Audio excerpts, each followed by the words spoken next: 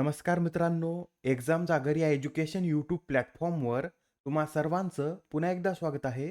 मित्रांनो, या आधीच्या सत्रामध्ये तुमच्यासाठीचा प्रश्न होता, 27व्या राष्ट्रीय युवा महोत्सवाचे आयोजन कोठे करण्यात येत आहे? तर आता हा जो 27वा राष्ट्रीय युवा महोत्सव आहे, याचं आयोजन महाराष्ट्रातील नाशिक या जिल्ह्यामध्ये करण्यात येत आहे. हा जो महोत्सव आहे, हा महाराष्ट्रामध्ये दुसऱ्यांदाच आयोजित करण्यात येत आहे. याआधी 2007 मध्ये याचं आयोजन पुण्यामध्ये करण्यात आलं होतं. त्यानंतर आता 2024 मध्ये हा महोत्सव महाराष्ट्रामध्ये आयोजित करण्यात येत आहे. या महोत्सवाचं उद्घाटन 12 जानेवारी रोजी पंतप्रधान नरेंद्र मोदी यांनी केलं असून आता हा युवा महोत्सव 16 जानेवारीपर्यंत चालणार आहे. मित्रांनो, भारतामध्ये राष्ट्रीय युवा दिन साजरा करण्याची घोषणा 1984 मध्ये करण्यात आली होती. त्यानुसार 1985 पासून दरवर्षी 12 जानेवारी रोजी राष्ट्रीय युवा दिन साजरा केला जातो. आणि हा दिवस 12 जानेवारी रोजीच का साजरा केला जातो? तर या दिवशी स्वामी विवेकानंद यांची जयंती असते. त्यावेळेस त्यांची कितवी जयंती होती? तर 161वी त्यांची जयंती होती. आता हा जो नॅशनल युथ फेस्टिव्हल आहे, याची यावेळेसची थीम काय आहे? तर माय भारत विकसित भारत @2047 युवकांद्वारे युवकांसाठी आशिया युथ फेस्टिव्हलची थीम आहे. व या युथ फेस्टिव्हलसाठी महाराष्ट्रातील शेकरू खारीला मॅस्कॉट बनवण्यात आलेला आहे. इमेजमध्ये तुम्हाला दिसत असेल, हा युथ फेस्टिव्हलचा मॅस्कॉट आहे. आजच्या सत्राचा पहिला प्रश्न पहा. पंतप्रधान नरेंद्र मोदी यांनी पूर्वमुक्त मार्गावर ऑरेंज गेट ते मरीन ड्राईव्हला जोडणाऱ्या भूमिगत रस्ता बोगद्याची पायाभरणी केली, तर आता या बोगद्याची एकूण लांबी किती असेल? या प्रश्नाचं योग्य उत्तर आहे पर्याय क्रमांक 2. म्हणजेच हा जो बोगदा असेल याची लांबी ही 9.2 किलोमीटर इतकी असेल. पंतप्रधान नरेंद्र मोदी यांनी महाराष्ट्र भेटीदरम्यान एकूण 12,700 कोटी रुपयांपेक्षा अधिक मूल्याच्या विकास प्रकल्पाचे उद्घाटन केलेलं आहे. त्यापैकीच हा एक प्रकल्प आहे. यासह पंतप्रधान नरेंद्र मोदींद्वारे इतर जे महत्त्वाचे प्रकल्प उद्घाटित करण्यात आले आहेत, ते सुद्धा नोट करून घ्या. यामध्ये पंतप्रधान नरेंद्र मोदी यांनी सूर्या या मोठ्या प्रादेशिक पेयजल प्रकल्पाचा पहिला टप्पा राष्ट्राला समर्पित केला आहे. या प्रकल्पाद्वारे महाराष्ट्रातील पालघर आणि ठाणे या जिल्ह्यांना पिण्याच्या पाण्याचा पुरवठा केला जाईल. तसेच रत्ने आणि आभूषण क्षेत्राला चालना देण्यासाठी महत्त्वपूर्ण पाऊल म्हणून पंतप्रधानांनी स्टीप सेजेते भारतरत्नम आणि नवीन उपक्रम सेवा टॉवर म्हणजेच नेस्ट वनचे उद्घाटन देखील केलं आहे. बरं, या सिप्सचा फुल फॉर्म काय आहे? तर Santacruz electronic export processing zone असा याचा फुल फॉर्म आहे. व या सेजची स्थापना 1 मे 1973 रोजी करण्यात आली होती. आणि या उद्घाटन सोहळ्यादरम्यानच पंतप्रधान नरेंद्र मोदी यांच्या हस्ते नमो महिला सशक्तीकरण अभियानाचा शुभारंभ करण्यात आला आहे. या अभियानाचा उद्देश काय आहे? तर महाराष्ट्र राज्यातील महिलांना कौशल्य विकास प्रशिक्षण देऊन आणि उद्योजकता विकासासाठी सक्षम करणे हा या अभियानाचा उद्देश आहे. लक्षात ठेवा, नमो महिला सशक्तीकरण अभियान हे महाराष्ट्र सरकारद्वारे सुरू करण्यात आलं आहे. प्रश्न क्रमांक दुसरा पहा. अचूक विधान निवडा. 3 विधान आहेत, यापैकी आपल्याला अचूक विधान निवडायचं आहे. पहिलं विधान पहा. दक्षिण आफ्रिकेने आंतरराष्ट्रीय न्यायालयात इस्रायल विरुद्ध नरसंहाराचा खटला दाखल केला. मित्रांनो, आपल्याला हे तर माहीतच आहे की हमासने ऑपरेशन अल अक्सा फड अंतर्गत इस्रायलवर हमला केला होता व त्याविरुद्ध ॲक्शन घेताना इस्रायलने हमास आणि पॅलेस्टाईन विरुद्ध सुद्धा युद्ध सुरू केलं आहे. व या दरम्यान आता दक्षिण आफ्रिकेने आंतरराष्ट्रीय न्यायालयात इस्रायल विरुद्ध नरसंहाराचा खटला दाखल केला आहे. पहिलं विधान बरोबर आहे. दुसरं विधान पहा. आता हे जे आंतरराष्ट्रीय न्यायालय आहे, याचं मुख्यालय नेदरलँडमधील हेग येथे आहे. आता आपल्याला हे माहीत पाहिजे की हे जे आंतरराष्ट्रीय न्यायालय आहे, याचं मुख्यालय कुठे आहे? तर या आंतरराष्ट्रीय न्यायालयाचं मुख्यालय हे नेदरलँडमधील हेग येथेच आहे. दुसरं विधान सुद्धा बरोबर आहे. तिसरं आणि शेवटचं विधान पहा. इंटरनॅशनल कोर्ट ऑफ जस्टिस हे युनायटेड नेशन जनरल असेंब्ली आणि सिक्युरिटी कौन्सिलद्वारे 6 वर्षाच्या कालावधीसाठी निवडलेल्या 15 न्यायाधीशांची बनलेले आहे. मित्रांनो, आता जे आंतरराष्ट्रीय न्यायालय आहे, यामध्ये अध्यक्षासह 15 न्यायाधीशच असतात. पण या 15 न्यायाधीशांची नियुक्ती ही 6 वर्षासाठी नसून 9 वर्षासाठी करण्यात येते. यासाठी हे तिसरं विधान चुकीचं ठरतं व या प्रश्नाचं योग्य उत्तर काय असेल? आपल्याला यात अचूक विधाने निवडायची आहेत. म्हणजे या प्रश्नाचं योग्य उत्तर हे पर्याय क्रमांक 1 असेल. बरं, तुम्हाला हे माहीत आहे का? सध्या या 15 सदस्यांमध्ये भारताचे जज दलवीर भंडारी यांचा सुद्धा समावेश आहे. या आंतरराष्ट्रीय न्यायालयात ते प्रथम 2012 मध्ये निवडून आले होते व त्यानंतर 2018 मध्ये ते पुन्हा एकदा या सर्वोच्च न्यायालयात निवडून आलेले आहेत. इतर माहितीमध्ये हे सुद्धा नोट करून घ्या. इंटरनॅशनल कोर्ट ऑफ जस्टिसची स्थापना 1945 मध्ये युनायटेड नेशनच्या चार्टरद्वारे करण्यात आली आणि एप्रिल 1946 मध्ये त्याचे कामकाज सुरू झालेलं आहे.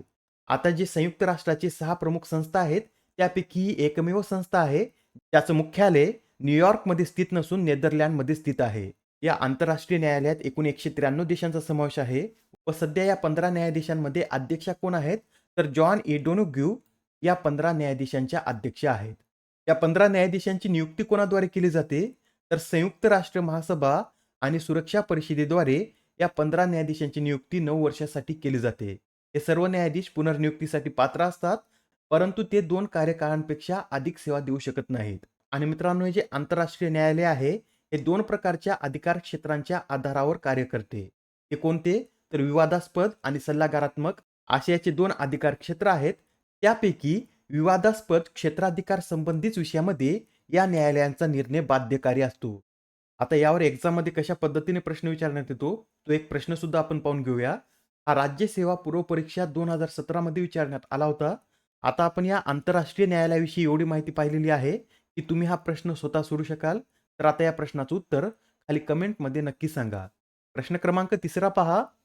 भारतीय राष्ट्रीय महामार्ग प्राधिकरण म्हणजेच NHAI ने ग्रीन कव्हर इंडेक्स तयार करण्यासाठी कोणासोबत भागीदारी केली आहे?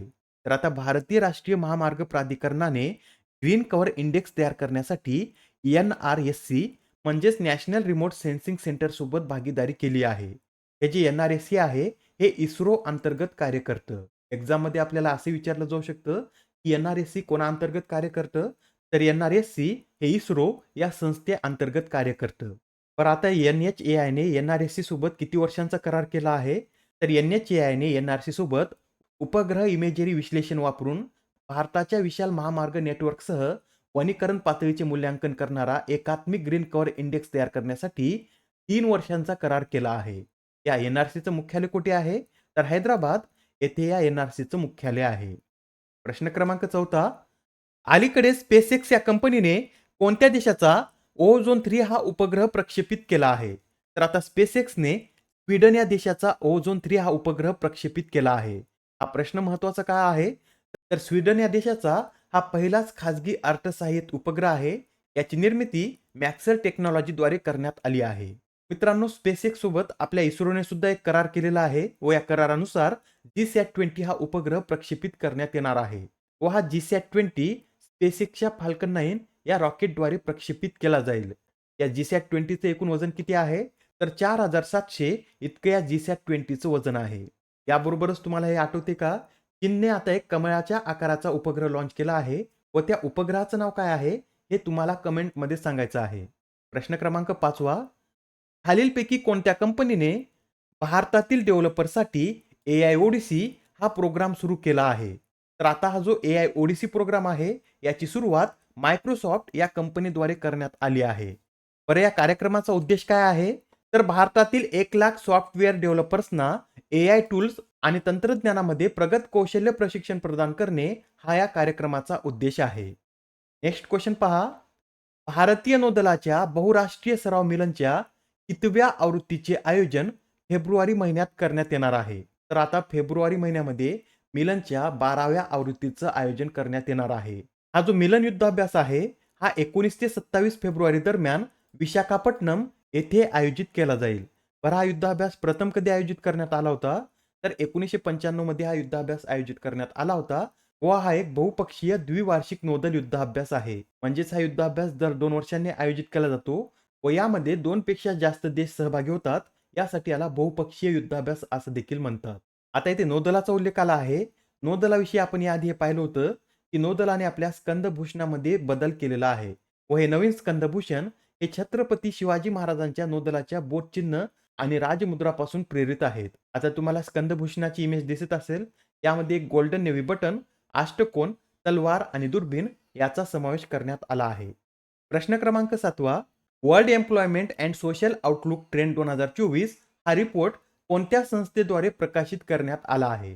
तर आता हा जो रिपोर्ट आहे, हा ILO म्हणजेच इंटरनॅशनल लेबर ऑर्गनायझेशन या संस्थेद्वारे प्रकाशित करण्यात आला आहे.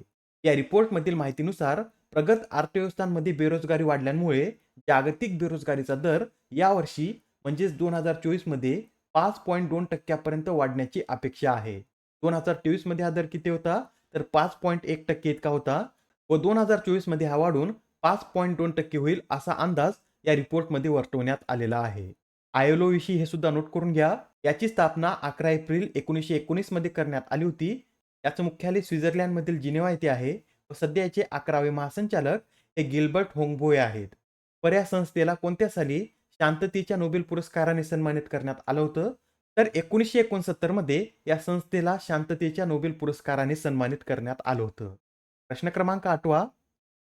तेनजिंग नोर्गे राष्ट्रीय साहस पुरस्कार 2022 कोणाला प्रदान करण्यात आला? या प्रश्नाचं योग्य उत्तर आहे पर्याय क्रमांक 4. म्हणजेच हा पुरस्कार सविता कंसवाल यांना मरणोत्तर देण्यात आलेला आहे. मित्रांनो, सविता कंसवाल या 16 दिवसात माउंट एव्हरेस्ट आणि माउंट मकालू चढणाऱ्या पहिल्या भारतीय महिला ठरल्या होत्या. त्यानंतर 2022 मध्ये उत्तर काशी जिल्ह्यातील शिखर सर करताना हिमस्खलनामुळे त्यांना आपला जीव गमवावा लागला होता. आता हा प्रश्न पहा. दिव्य कीर्ती सिंग या कोणत्या खेळात अर्जुन पुरस्कार मिळवणाऱ्या पहिल्या महिला ठरल्या आहेत? अत्यंत महत्त्वाचा प्रश्न आहे. दिव्य कीर्ती सिंग यांना घोडेस्वारी या खेळासाठी अर्जुन पुरस्कार देण्यात आलेला आहे व या खेळात पुरस्कार मिळवणाऱ्या त्या पहिल्याच महिला ठरल्या आहेत. आजच्या सत्रामधील शेवटचा प्रश्न पहा. दरवर्षी भारतीय सेना दिवस कधी साजरा करण्यात येतो? तर आता हा जो भारतीय सेना दिवस आहे, हा दरवर्षी 15 जानेवारी रोजी साजरा केला जातो. आणि हा दिवस 15 जानेवारी रोजीच का साजरा केला जातो? तर फील्ड मार्शल के.एम. करिप्पा हे 15 जानेवारी 1949 रोजी स्वतंत्र भारताचे पहिले भारतीय लष्कर प्रमुख झाले होते. त्यासाठी हा दिवस दरवर्षी 15 जानेवारी रोजी साजरा केला जातो. यावेळेसचा कितवा भारतीय सेना दिवस आहे? तर यावेळेसचा हा 76वा भारतीय सेना दिवस आहे. यासच हे सुद्धा नोट करून घ्या. स्वतंत्र भारताचे शेवटचे ब्रिटिश कमांडर इन चीफ कोण होते? तर जनरल फ्रान्सिस बुचर हे स्वतंत्र भारताचे शेवटचे ब्रिटिश कमांडर इन चीफ होते. बरं, सध्या आता भारताचे 29वे लष्कर प्रमुख कोण आहेत? तर लेफ्टनंट जनरल मनोज पांडे हे सध्या आता भारताचे 29वे लष्कर प्रमुख म्हणून कार्यरत आहेत. आजच्या सत्रामधील तुमच्यासाठीचा प्रश्न पहा. पहिल्या मराठवाडा बालकुमार साहित्य संमेलनाचं आयोजन कोठे करण्यात आले? आता या प्रश्नाचं उत्तर कमेंटमध्ये देण्याचा प्रयत्न करा. उत्तर चुकलं तरी काही हरकत नाही, कारण ज्यावेळेस तुम्हाला या प्रश्नाचं योग्य उत्तर माहित होईल, त्यावेळेस हा प्रश्न तुमच्या दीर्घकाळापर्यंत लक्षात राहतो. तर आता पुढच्या सत्रामध्ये पुन्हा भेटूया. धन्यवाद.